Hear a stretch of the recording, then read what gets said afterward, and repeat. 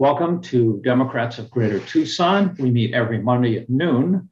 My name is Larry Bodine, and I'm the president. With that, I'm so excited to tell you about Rachel Bitecofer, who is a Democratic strategist and a political scientist. She has a nationally recognized newsletter on Substack called The Cycle. And this is where she publishes election forecasts for presidential and congressional elections.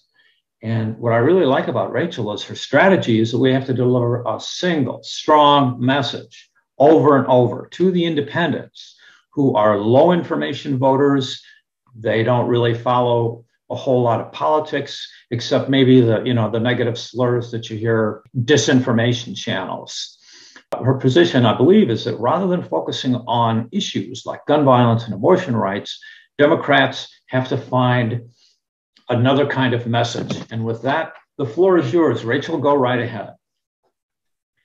Hey there. Thanks so much for letting me come today and piggyback on your weekly meeting to talk to you a little bit about the national political environment and what we might do to survive it, especially Arizona, which is kind of the newest purple state in America and has turned purple under really good fundamentals that we no longer have because now we're the in party. So I'm really excited to be here today.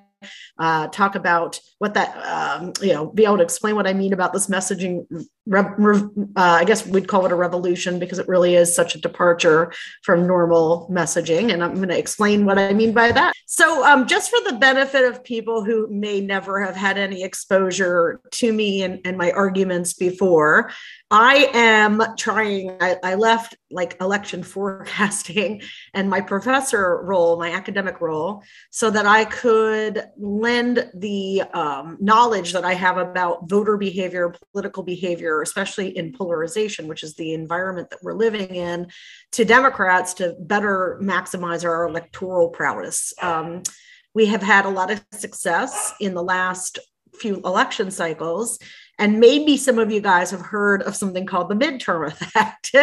And the midterm effect is the tendency for the president's party midway through his first or his term, 4-year term, to lose seats in the congressional cycle that happens midway through. That's why they're called midterm.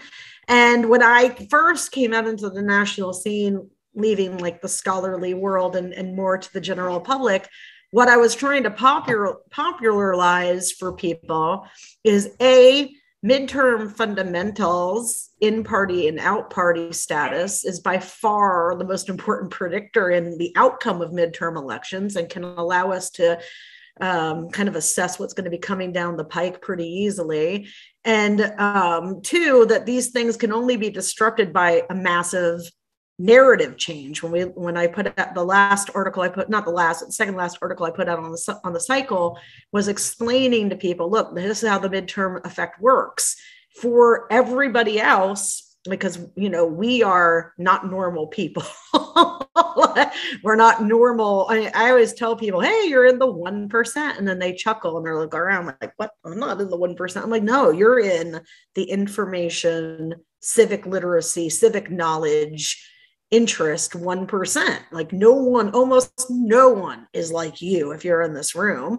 And then branching out to the general public, most of the people you see, interact with, and what have you are also really not necessarily representative of the broader public. The broader public, and this isn't just due to structural things like difficulty accessing civics, it's an American cultural phenomenon. We train our citizens to ignore government and to actually feel morally superior for doing so. So you run into people all the time that they're like, oh, you do politics or you vote, yucky, I don't do any of that, da, da, da. And they are not ashamed of that, right? They're actually quite proud that they don't participate in civics.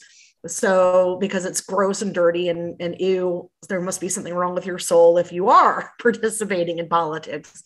So we have a massive problem we've always had this in America. Really, our political culture hasn't changed all that much. What has changed is that people could not avoid, to some degree, political information in the old, and many people in your room, in this room, are older than me, so you guys will easily remember the media environment. I've lived in two different worlds, the pre and post media environment.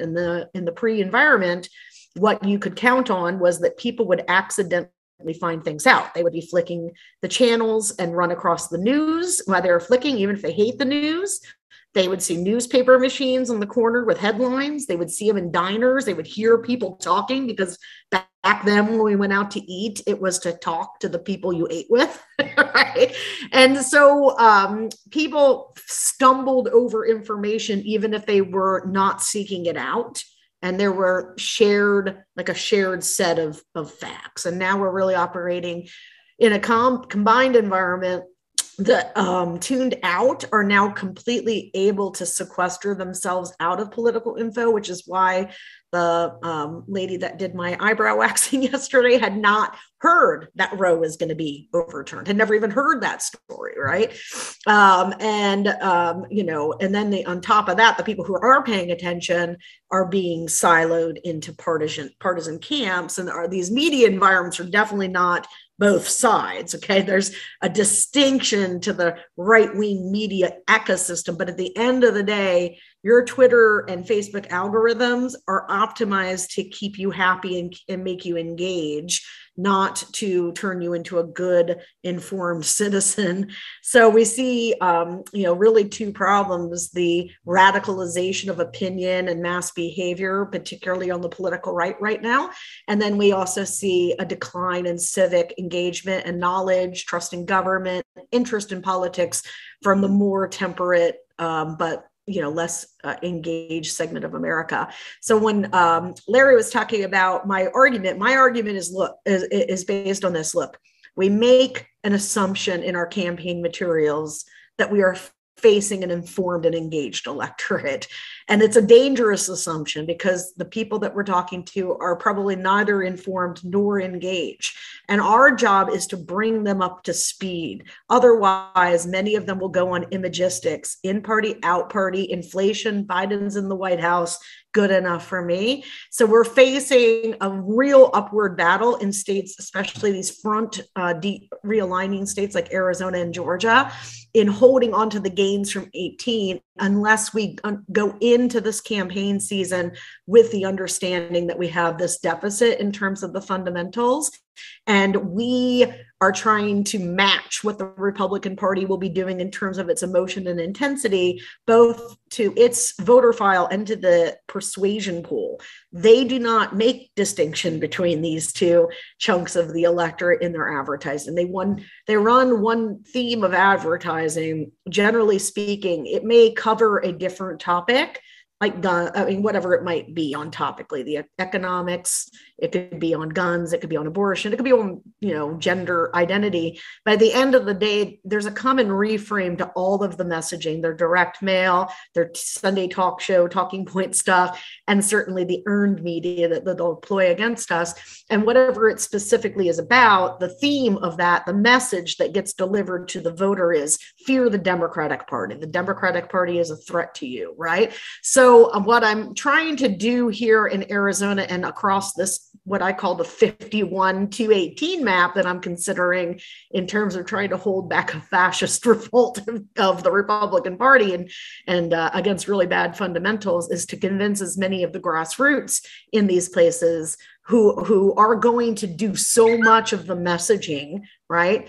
Let us try to come together and do what Republicans do. Let's make a theme. The theme is fear the Republican Party, fear change. And let us all, no matter if we're representing climate issues or we're into guns or into gay rights or whatever, racial justice, those are all important goals and aims. But right now we have a common enemy in the Republican Party, and that is the biggest obstacle to achieving any, let alone progress. Now we're trying to hold on to the progress that we've gotten. I mean, just imagine being gay in Texas today, right?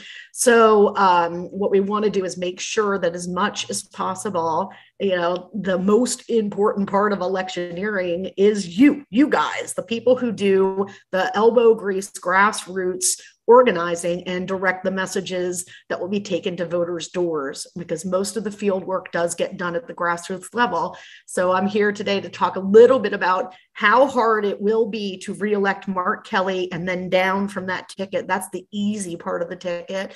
How critical I think it is to have a Latino on the statewide ticket. And that's why it's not just that he's Latino, but he's also an awesome candidate. But that's why I've been pretty vocal about my preference that Adrian Fontes be the nominee, because at the end of the day, the Republican Party has established and created a very intensive digital, radio, and field outreach program to Latino communities. And if we do not deploy one that is similar and tell Latino communities what's what with the modern Republican Party, then I should not be surprised at all, not only to see the governorship go and stay, Carrie Lake's an out and out fascist. She doesn't even pretend, right? And I would not be surprised to see by September or October, the national punditry talking about the potential for Mark Kelly to also lose his seat. So we're trying to head off that kind of plan on a very tough election cycle. I am not a fan of coming in and telling people bullshit. I'm going to tell you the absolute truth. And I think that we're in a moment in America where there's no choice but to be very Churchill about it. We have a blood, toil, sweat, and tears moment in this country. And I think if we face it and don't ostrich ourselves about the extent of the threat that we face and the hurdle that we face in beating down a midterm fundamental that's a permanent pattern, a predictable pattern, then we have a best chance. If we just pretend it's not going to happen, things will be fine. We're going to get to September and October, and we're going to find out that things are not fine. So that's what I'm doing. I'm really glad to meet you guys. I'm going to leave the rest of this open up for questions because I'm sure you'll have many. But again, just to wrap it around, right now we have an information and messaging system that does almost no conversation about Republicans. And I know for sure that the candidate campaigns, because they're so bearish, will be run, with we got you infrastructure, we got you this and that, and those are fine. And so but at the end of the day, no one's going to be telling these voters, you're under threat, your participation, you should be voting, and you should be voting for Democrats. And that I'm really hoping I can galvanize some grassroots groups to get around revising their messaging approach to be in an offensive manner that's brand centric and in the style of GOP advertising. So that's my preamble. Larry, I'm sure you want to facilitate the questions. There are a lot of people in there. Yeah, happy to do that. Let me recognize Michael Bryan, our program director. Mike, go ahead and ask your question. Thanks, Larry. Hi, Rachel. Hi, Michael. Thanks for joining us. My question is, when we're doing our field work in the coming election, where should we be focusing our resources? We all want to do everything all the time, but should we focus on getting our Democrats to the poll, energizing them, persuading independents? Where's our money and time best spent? Yeah, so within this, there's a complex question, let me tell you. Number one, I want to convince what I'm trying to convince people is that there should be no distinct message for mobilization and persuasion, because that is not how the Republican Party does none of their stuff, right? So what gets delivered at the door, whether the person is a turnout voter where they, didn't vote in midterms until 18 and then all of a sudden they popped in, right? Those people we want to be focusing on extensively, right? What we call the surge part of the pool. Within that surge part of the pool, in this independent bucket, which is quite expansive, the way that I think about targeting is different. So I take that independent pool and I try to bust it into leaners and pures, because I do not want to hit the wrong right-leaning doors. I want to hit them on education, and I want to push them to the polls to vote for us. If we're hitting right-leaning doors and with our traditional Democratic stuff, guess what we're doing? We're driving people to the polls to vote against us, right? That's bad. So that's a long preamble, but I think it's so important because when I talk about the messaging revolution, I think if I was to describe the most revolutionary aspect of it, it is this notion that there should not be distinct messaging. Okay. The messaging. And the reason why is that our messaging is not focused on policy issues. Okay. It's focused on bringing the electorate up to speed and making it afraid of the Republican Party. And so if you're doing that, Republicans do that in every cycle, right? There is one group of voters that are being treated right now to a pretty extensive psych operation about the democratic instability and, America collapsing and blah, blah, blah, blah, blah. It ain't us, okay? It's the other side, dude. The other side is being told that we stole the election. Maybe these hearings will do a little bit to make it a little bit more uncomfortable for Republicans to openly campaign on the big lie. Maybe. Okay, we'll see. That will be determined whether the media lets them get away with it, because they are definitely going to try. And, media doesn't have a great history of being like, nah, you can't do that anymore, right? So we have to make up for that vacuum. And, the message can be about guns. It could be about climate. But what I want to teach people to do is to talk about those things in effective ways, right? So it's not just our approach right now on policy messaging, which is almost all of our messaging, is, hey, voter, we support A, B, C, D, and E. Then we might even say, hey, the Republicans don't, but we support A, C, D, and E. And therefore, you, voter, should align with us when you go and cast a ballot. And on the other side, in the same race, same swing contest, the Republican messaging is coming at the same pool, same voter pool. And it's saying the Democrats are nuts. They're socialists. They want to defund the police. This year it will be grooming children. We'll all be child pedophiles. Okay.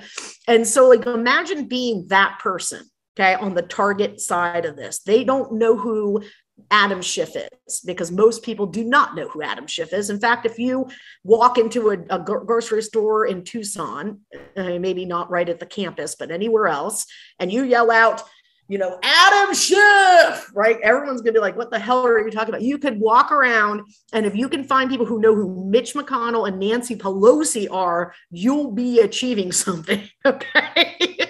So I can't stress enough, our job really is to make them know what we know, because once you know it, it's scary, right? And so we want to present guns, abortion, climate, whatever it is, in a makers and takers frame. So, you have and they're coming to get, you want and they're blocking you from having, right?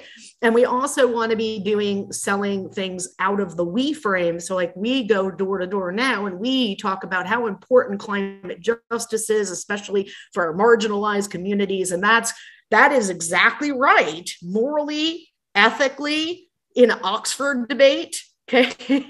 But here in an American electorate that knows nothing and is and therefore highly suggestible to propaganda, it's not going to cut it. We're not having a rational conversation anymore. And we do not have to lie about them, but we do need to be very pointed about what they're doing and what it means, and not down in the weeds, up in the top lines, So, I don't know if that answers the question. Specifically, what I would send you guys urge you guys to do is what I wanted to do in Virginia, and this is why I'm talking to so many groups at the grass levels right now. Is in any state that I can come and get involved with and help shield. The goal is to get people to understand, the political strength flows from the smallest unit up. So these school board races, the city council races, the state legislative races, the federal house races, and then you've got two marquee statewide, right? And what makes their program so successful is that they're going to pound that same message at every level. So it's going to be a cacophony of sound, right? And we are not going to do that. We're not even going to do anything even on the spectrum of that. And what I want to get people to do is say, hey, as the grassroots, let's bring back our micro focus and understand that everything that we care about really falls under one banner, and that's freedom and rights, right? If you don't have freedom and rights, you can't have climate justice, you can't have racial justice, you can't have any progress on any issue that's your individual niche. So for a little while, let's move away from specifics on these niches and move up to a rights conversation that we can stake, frame, and put in emotive terms really easily. All right, Christina Early has a question. Go ahead, Christina. Hi, Rachel. Thank you so much. Hi. So interesting. I appreciate it. But I wanted to ask you, you were talking about the Latino vote. Yeah. And then you said something about the candidate running for Secretary of State.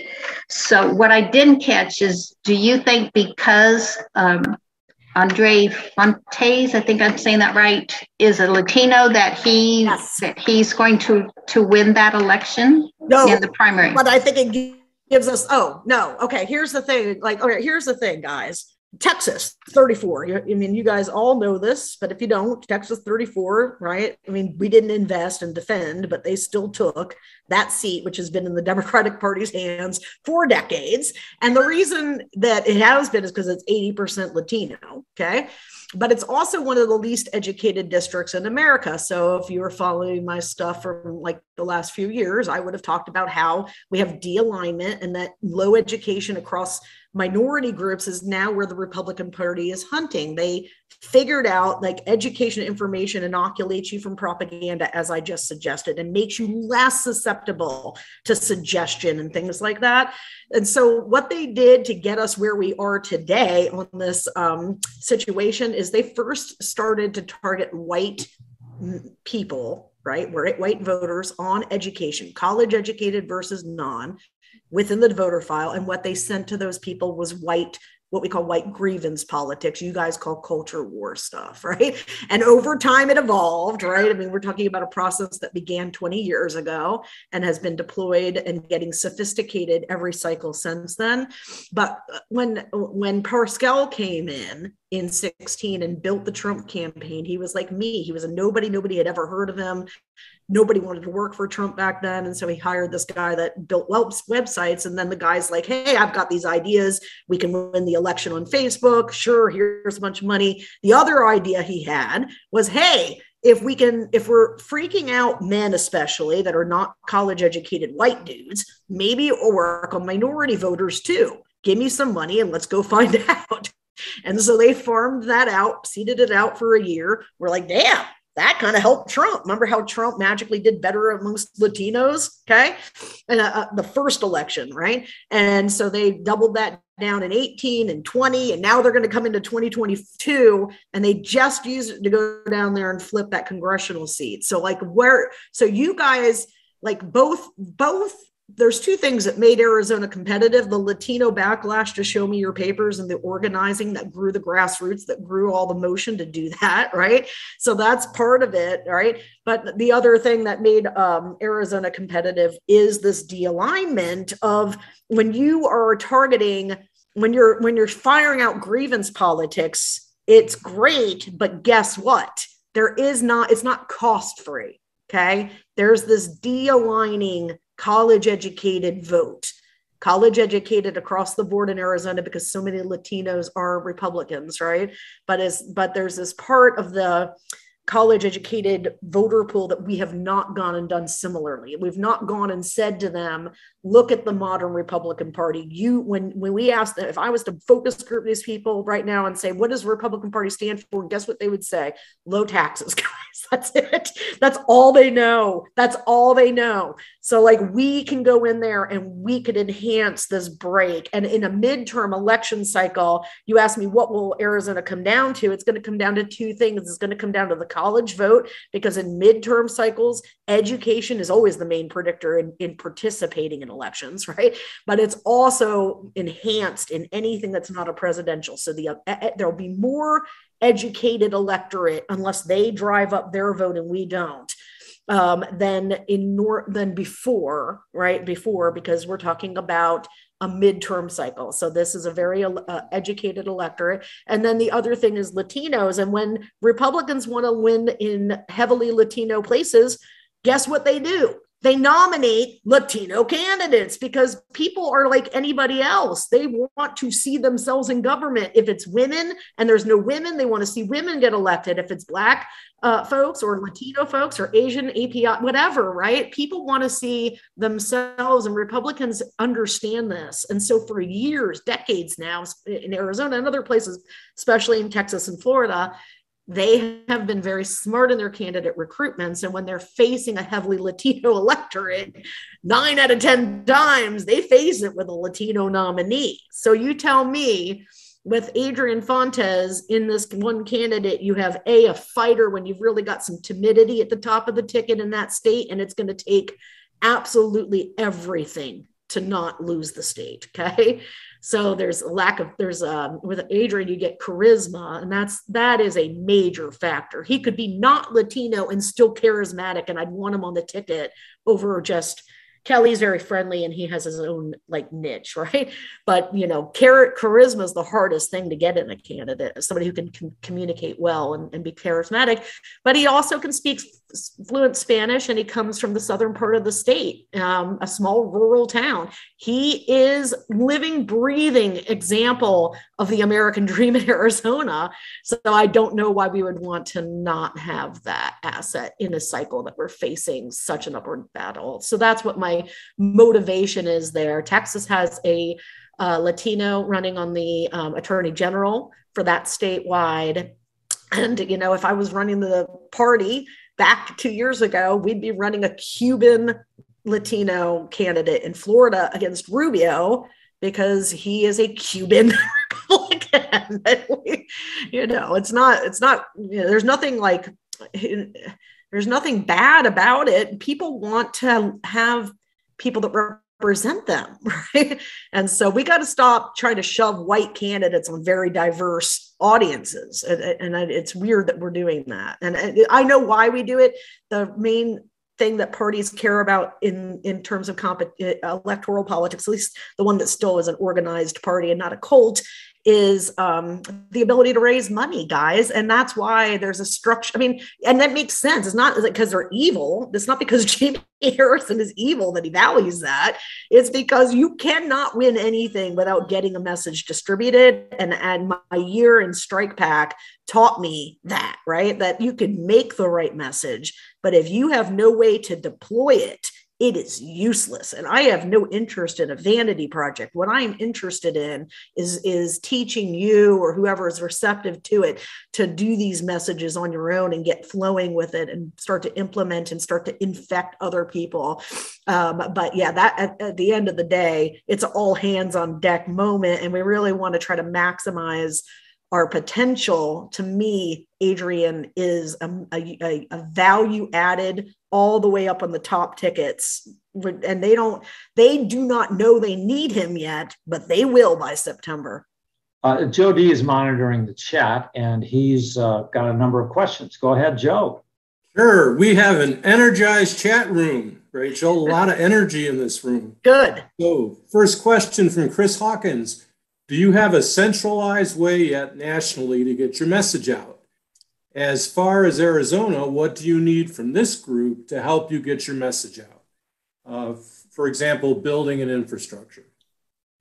Great. Yeah, those are really great questions. So those of you who have been following me on Twitter know that I debuted something called republicantreason.net for the Jan 6 hearings, which has pre-made memes in it that just hammer home the extent of the coup plot, planned, executed, intentional, all of, top lines, right? And helps people take that stuff to social media. But what that really was a beta test or a beta test, not a computer person, so I'm not sure how you say that, of a planned toolkit for the midterms that I'm working on with my two partners. And what that would do, the reason I want to do this project is because it will allow for centralization. So what my goal is now that we know that we can build the website and make it function, is to find that we need some financial backing for security and other reasons. But the beta was, at least a good example of what I'm talking about. But my goal was this: let us build a toolkit that's going to have obviously digital. Because think about what we're doing on digital is grassroots organizing and it's door knocking, right? So when I make a meme, it's really made in the mindset of being direct mail and doing direct mail the way we should be doing it, which is in a glance. The message is in a glance. So the person can't choose to take the message in, it hits them in a glance, right? So I have memes, and I have this idea of putting up memes and social media type digital organizing stuff. But in addition, what I think I want to do, and I'm still looking for backing, so I'm going to tell you about it, but don't take it to the bank, but I'm working hard to make it happen, is I want to have people be able to come in and get print, direct mail, like not from consultants, but from me, right? Free, right? Direct mail, get TV ads, like we can get all kinds of ads, put ads in there that people can take for free. And then they can put their own, this ad is sponsored by whoever. That way we get candidates running from the state level, school board up on messaging that's focused on the Republican Party, right? So that's my plan right now, a toolkit that will be open nationally for people, for candidates, for Indivisible, for Save Our Schools, for Democrats of Greater Tucson, whatever, right? To go in there and pull out field script, direct mail, ads, digital ads, all kinds of stuff from this one location, and then encourage some of my partners out there in the world of trying to save democracy to contribute content to it, so that it always remains free for the end user. And imagine how much that would change things if we could get everybody using one message toolkit that is really effective. And it also has, the party, it's very hard to reform the Democratic National Committee. Okay. Jamie is killing it in his job. His job is to raise money and run a bureaucracy. There is no war center. There is no war command. There's no general. There's no war chief. There's no war cabinet. And I'm working on that problem too. But at the end of the day, the Democratic Party is in charge of messaging.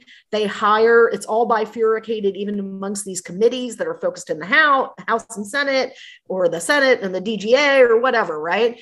And in order to centralize things, I think the best way to do it is to do a basically open source or crowdsourced toolkit that allows everyone to pull in, because the party doesn't understand the investment should go from the weakest part of your state map up. So what I wanted to do in Virginia was come in, there's these House of Delegate races in Hampton Roads. They are less college educated, and education is your predictor. That should be your be all end all when you're targeting. And I'm happy to talk more about that for people who need more on it. But anyway, I wanted to go in there. Let's make the messaging at the state ledge level. Hey, Glenn Youngkin's a modern Republican. Modern Republicans are scary, right? And paint a picture for the Virginia electorate that, change is bad. I did not get my wish, so I'm now trying to do that nationally from the grassroots, basically. I mean, I am not well-resourced, but I am becoming better resourced every day and trying really hard for all of us. But, how can we possibly centralize things the quickest? I think it's that way. I think you make a website, you allow people to come in, they can get materials for free, and you make shit that's so good that people want to use it. We're not talking about the rural candidates that nobody wants to invest in. Okay. Just make shit that's so good. People are like, damn, I want that. And whether they're on the red to blue list or all the way down. Okay. Here we have a question from Shana Leonard. Rachel, are you talking to any of the Hispanic grassroots progressive organizations in Arizona?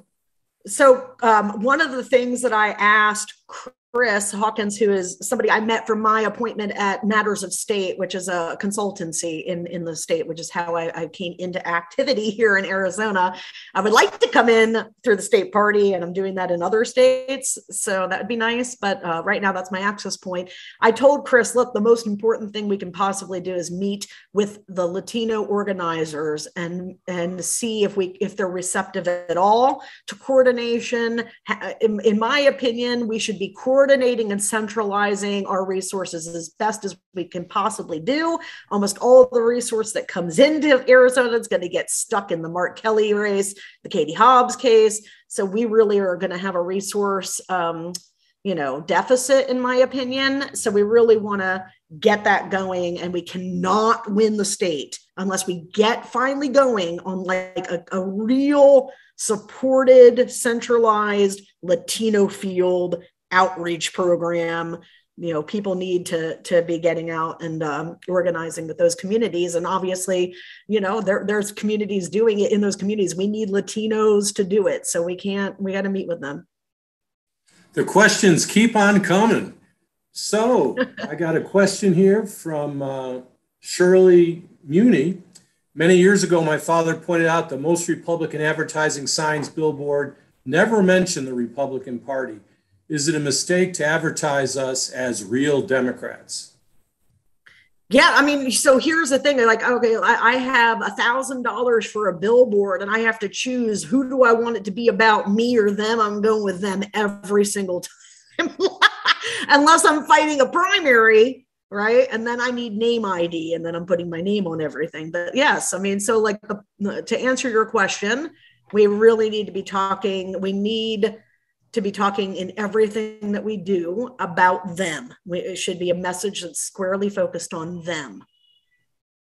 They don't hardly do any messaging about themselves. So if you look at the Republican messaging, it's not about Republicans. It's about us, dude.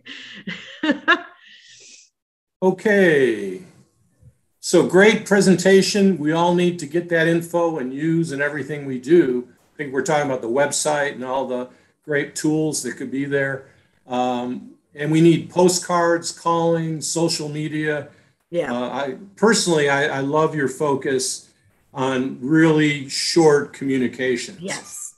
That people can bite-sized communications. And I really like that. Yeah, I really hate to depress anybody who's spent time on it, but I'm telling you, I used to teach before I had any ambitions of whatever the hell is happening to me in my professional life, okay? Like I used to teach. I was a professor and I would teach campaign strategy, and I would every semester hold a class on, okay, let's look at direct mail, and here's how you do it right. And I'd show them the Republican direct mailer, and they would see in an instant the entire message. Like the rest of the stuff on there, pointless, just this one message. And then here's the Democratic mailer, and they also are only going to give it a glance. So if you think about for you, these things are so important, and you care, and you're like, oh my God, this is political related. I'm going to look at it, right? But how do you feel about like the grocery bulletin, or from like a real estate company down the street, or the roof cleaning company when you get one of those? Okay. That's how normal people feel about our shit. So what you get, the one thing you can take to the bank is that they got to look at it once. Okay. They got to look at it one time long enough to determine, oh, that's about politics, before they throw it in the recycling. So all this agony about should it be this or that or this? No, should be none of that, dude. It should be imagistic. It should be a phrase that you can't read, right? So be kind is so big in Michael's thing. I can't help but see it. It's the only thing. I look at it, I've seen it, and maybe I don't want to be kind, Michael. Maybe I want to be an asshole, right? But it's too late because I've already seen be kind, all right? So like getting people to understand how like functional behavior, like a natural behavior works when we are all plagued, not just Democrats, but all humans, by this thing called naive realism, where we may have appreciation for nuance and that there's difference, but we really can't understand what it's like to have somebody else's worldview, emotions, perspective, whatever, right? And so because we're smart and engaged, we think everyone must have a base level of knowledge of what's happening, and they do not. And that segues into the next question from Kay Barathan. The best fight against fascism is to get broad unity among groups we do not agree with. How do we do that when the Democratic Party is a big tent with groups that generally keep squabbling among ourselves? We do it the way they did, questioner. We talk about them, right? What made Republicans unite? Us, okay? Fear of us. They don't spend a lot of time on micro grouping anymore in the Republican coalition. And I'm a trained political scientist, so I've read everything you've read and a lot of things more than that. And I am fully aware that the Republican Party is a more ideological coalition than ours, and that we're a group based coalition of people. But when Matt and his co-author Dan wrote that book, what they should have done is made sure they really reiterated this. But that doesn't mean the Republican Party is all ideological and the Democratic Party is all group interest, okay? We're still within the same bell curve. They're slightly more group or ideological and we're more group, but there is ideology in the Democratic Party.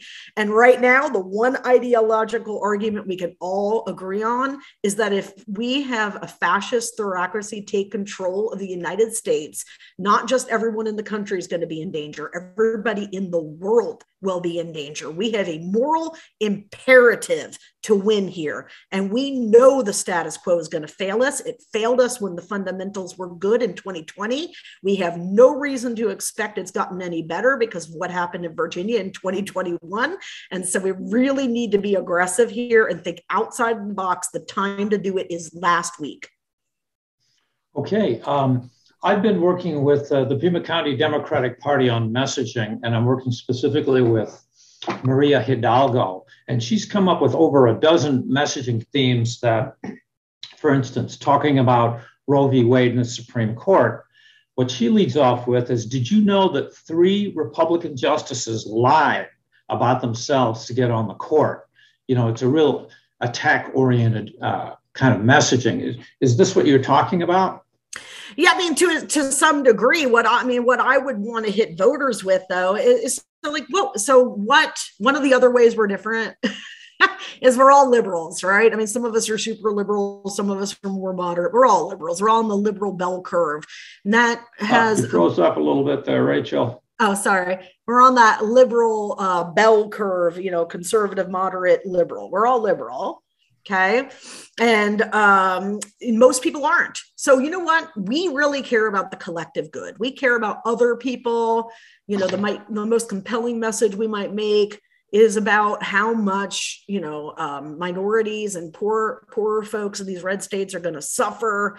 But at the end of the day, the people that we're talking to, this pure independent or independent swing or whatever, and most of the surge coalition that helped us in 18 and to a lesser extent 20, right?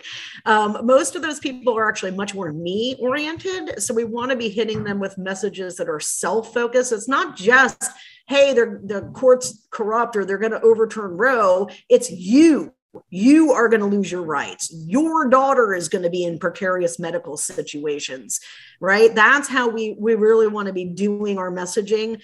So we need to look at what we've written and decide, is this appealing to people to care because it hurts others, or is this appealing to people to care because it threatens them?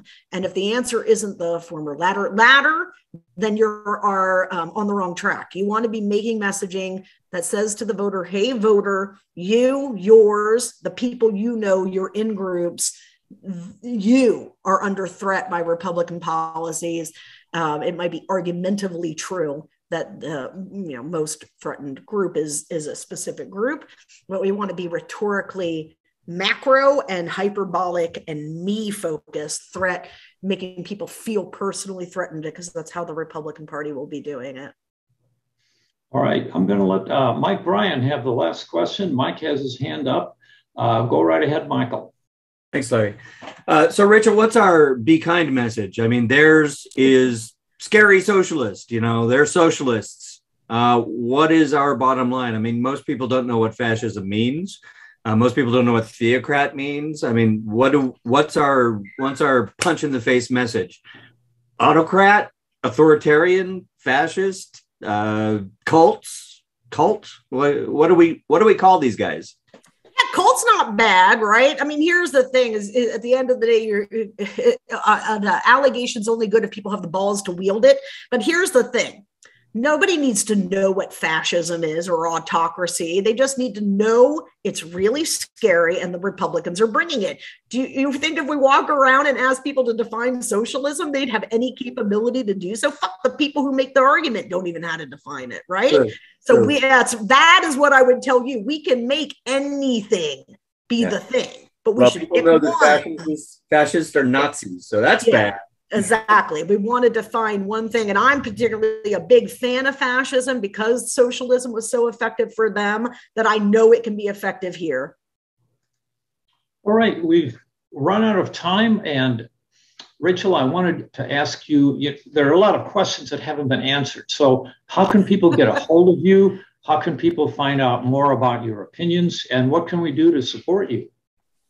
Well, the most important thing, you guys, I mean, really what I'm trying to get people to do, understand is like, okay, I'm one person and I am trying nationally to solve this messaging or help mitigate this messaging asymmetry. We have an asymmetry. Michael, lots of people are going to deliver the Democrats I'm kind shit. Okay, we know that. That's going to make up 99% of every message that makes it in front of a voter, because I don't have any power to change it. And the system is the system. So what I want to encourage you guys to say is, you know what, we don't need to do that because everyone else is doing that. Let's go and turn ourselves into a grassroots army for democracy and make this election litigated on defining for people what threat they're going to be facing under the Republican Party. Because I got to tell you, as a woman, it's scary. As a Latino, if we told Latinos that the great replacement theory is about them, that would probably freak them out a little bit, right? I guarantee you that they will know 0% of the things we do not tell them. And in terms of the questions, I know I'm doing another meeting with another Arizona group. Arizona, to me, it just kills me that you've put in so much investment in these last 8 years to flip the state to blue, and that we're facing these tough fundamentals. There isn't really an organization in place yet to do the job for you. And so what I'm here to tell you is, if you guys don't want to live under a fascist governor with a fascist Republican majority, it is time to freak out, because ostriching is not going to help us face this problem. We just need to be cool-headed. We are the British people, and the Nazis are on the other side of the channel, okay? And if we for the first time ever force the spotlight on them, we have a fighting chance. And so I wish I could, volunteer to send written answers to questions. I'm too busy, honestly, for that. But what you guys can do as a follow-up for this is, I don't know what other groups you're in, but we definitely need a powwow of the most powerful grassroots organizations in the state. And we need to centralize the efforts of these groups around this about beating the Republicans. All right. I want to thank you very much, Rachel. You've really enlightened a lot of us and certainly put the fear of the Republicans back into me. I want to thank you very much for coming to Democrats of Greater Tucson. And we look forward to hearing more about you and hope that people wake up to your message. Yeah, thank you, guys. All right. And with that, I'm going to have to end the meeting. We'll see you next Monday at noon when we always meet. And go out there and knock on some doors. Find out about the election integrity information. The Republicans, Rachel is right. They want to tear down democracy, and we're not going to let them. So with that, I'm going to have to say so long, folks. We're out of time. But thanks very much for coming.